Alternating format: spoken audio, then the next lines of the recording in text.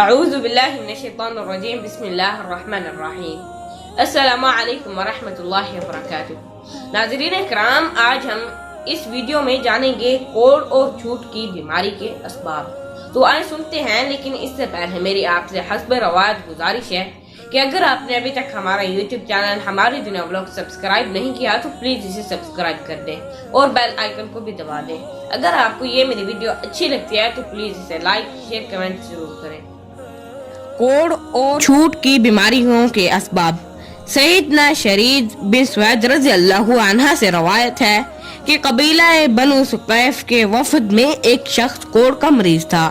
رسول اللہ صلی اللہ علیہ وسلم نے اسے پیغام بھیجا، واپس چلے جاؤ، ہم نے تم سے بیعت لے لی ہے۔ صحیح بخاری میں ایک معلق روایت سیدنا ابو ہریرہ رضی اللہ عنہ سے مروی ہے کہ نبی اکرم صلی اللہ علیہ وسلم نے فرمایا، کوڑ کے مریض سے اس طرح بھاگو جس طرح تم شیر سے بھاگتے ہو۔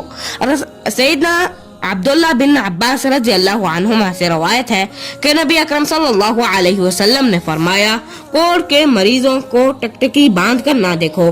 سیدنا ابو ہریرہ رضی اللہ عنہ سے روایت ہے کہ رسول اللہ صلی اللہ علیہ وسلم نے فرمایا، بیمار جانوروں والا شخص اپنے جانوروں کو پانی پلانے کے لیے صحت مند جانوروں والے شخص کے پاس نہ جائے۔ بیان کیا جاتا ہے کہ ایک موقع پر آپ صلی اللہ علیہ وسلم نے ارشاد فرمایا، کوڑ کے مریض سے اس طرح کلام کرو کہ تمہارے اور اس کے درمیان ایک نیزے یا دو نیزے کا فاصلہ ہو۔ کوڑ بڑی موذی بیماری ہے۔ اس کا سبب یہ ہے کہ سوادی مادہ پورے جسم میں پھیل جاتا ہے۔ اس کی وجہ سے اعضاء کے مزاج، ان کے حیث اور شکل میں تبدیلی آ جاتی ہے۔ بعض اوقات بیماری زیادہ ہونے پر جوڑوں کے باہمی رابط میں بھی خرابی پیدا ہو جاتی ہے، حتیٰ کہ اعضاء گل کر جھڑنے لگتے ہیں۔ کوڑ کو داء الاسد یعنی کہ شیر کی بیماری بھی کہتے ہیں۔ علماء طب نے اس بیماری کا یہ نام رکھنے کی 3 وجوہات بیان کی ہیں۔ یہ بیماری شیر کو زیادہ لگتی ہے، اس کی وجہ سے مریض کے چہرے کی حالت بدل جاتی ہے اور شیر کی طرح خوفناک دکھائی دیتا ہے۔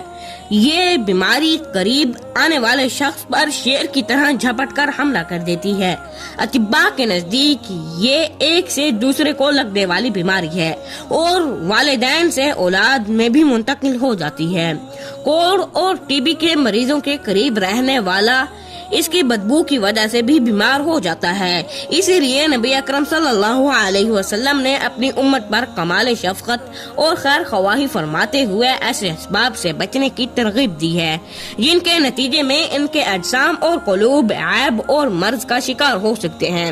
یہ حقیقت ہے کہ بعض اوقات کسی انسان کے بدن میں یہ بیماری قبول کرنے کی استعداد دبی ہوئی ہوتی ہے اور بعض اوقات کسی شخص کی طبیعت ان لوگوں کا اثر قبول کرنے والی ہوتی ہے جو اس کے ساتھ یا اس کے آس پاس رہتے ہوں، کیونکہ انسانی طبیعت میں نقل کا مادہ موجود ہے۔ بعض اوقات کسی بیماری سے خوف اور وہم بھی اس بیماری میں مبتلا ہونے کا بڑا سبب بن جاتا ہے، کیونکہ وہم نہایت فعال ہوتا ہے اور جسمانی قوہ اور طباع پر غالب آ جاتا ہے۔ بعض اوقات مریض کی بدبو صحت مند آدمی تک پہنچ کر اسے بھی بیمار کر دیتی ہے اور بعض امراض میں اس امر کا مشاہدہ بھی ہوا ہے۔ بدبو بیماری کو دوسرے انسان تک پہنچانے کا ایک ذریعہ ہے، لیکن ان ساری باتوں کے باوجود اگر جسم میں ایسا مرض قبول کرنے کی استعداد نہیں ہوگی تو ایسا ہرگز نہیں ہو سکے گا۔